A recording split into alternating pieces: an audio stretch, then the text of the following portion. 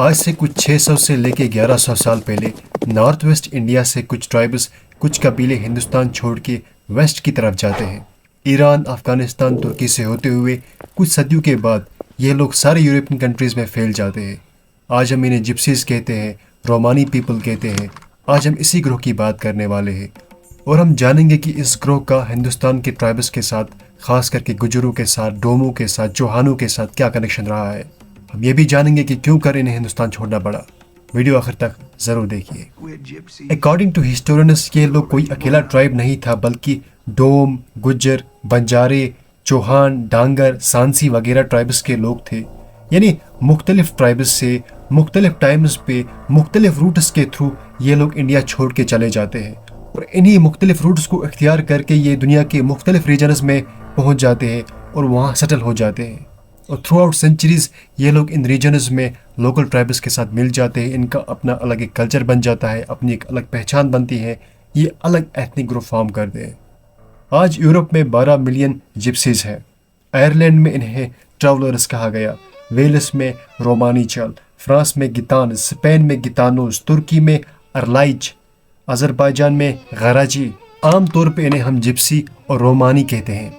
जब ये इंडिया से निकले थे तो अक्सर लोगों का मज़हब वही था जो यहाँ का लोकल मज़हब था। इसमें हिंदुज़म भी शामिल था, इसमें बुद्धिज़्म भी शामिल था। लेकिन आज जब हम देखते हैं तो हम पाते हैं कि अक्सर रोमानी लोगों का रिलीजन क्रिश्चियनिटी है। लेकिन तुर्की, Azerbaijan, Bosnia, Kosovo, Ukraine, Russia के जो रोमानी है, जिप्सीज है, उनका मज़हब इस्लाम है।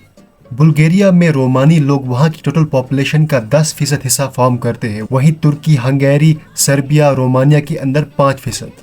अगर हम स्पेन की बात करें तो वहाँ रोमानी लोग साउदर्न स्पेन में महदूद हैं, जिसे हम अंदलूस भी कहते हैं। रोमानियों का ओरिजिन हिंदुस्तान से जुड़ा हुआ है, to be precise north west India से। यह कौमें 9th सेंचुरी और 14th सेंचुरी के बीच इस्लामिक इन्वेजन्स और दीगर वजूहात की वजह से हिंदुस्तान छोड़ के वेस्ट की तरफ भाग जाते हैं या फिर भगाए जाते हैं। ये लोग नोमैडिक लाइफ जीते हुए सारे यूरोप में फैल जाते हैं और वक्त के साथ साथ ये एक अलग कल्चर और लैंग्वेज फॉर्म करते हैं। इनकी जो लैंग्वेज है उसके फीचर्स आज भी राजस्थान के मारवाड़ी ज़ुबान के साथ मिलते हैं। जब ये यूरोप पूछे तो वहाँ के लोगों ने इन्हें बाहर का समझा, इन्हें घुसपैठिया समझा गया। कुछ लोग उन्हें जंगली समझने लगे और थ्रू आउट सेंचुरीज इनके साथ बहुत जुल्म हुआ।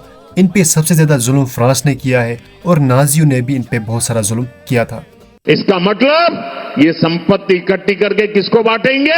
जिनके ज्यादा बच्चे हैं उनको बांटेंगे, घुसपैठियों को बांटेंगे। इसलिए इंडिया में बहुत सारे लोग आज ये डिमांड कर रहे हैं कि इंडियन गवर्नमेंट को रोमानियों के रिलेटेड ये डिक्लेयर करना चाहिए, ऐलान करना चाहिए कि these people are national minority of Indian origin. 2016 में इंडिया के minister of external affairs Sushma Swaraj ने कहा था कि रोमा कम्युनिटी के जो लोग हैं वो इंडिया के अपने बच्चे हैं। इसके अलावा पाकिस्तान के फॉर्मर पीएम इमरान खान ने भी एक जलसे के अंदर लोगों से कहा था कि गुजर कम्युनिटी स्पेन के अंदर भी पाई जाती है। यानी इंडिया पाकिस्तान के अंदर बहुत सारे लोग रोमानी लोगों के बारे में जानते हैं।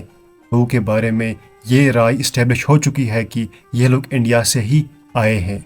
पहले ये समझा जाता था कि ये इजिप्ट से आए हैं, अफ्रीका से आए हैं, लेकिन अब डीएनए के ज़रिए से और इनकी लैंग्वेज को समझने के बाद ये बात इस्टेब्लिश हो चुकी है कि ये लोग नॉर्थ वेस्ट इंडिया से आए हैं। इनका ओरिजिन इंडिया के अंदर ही हुआ है।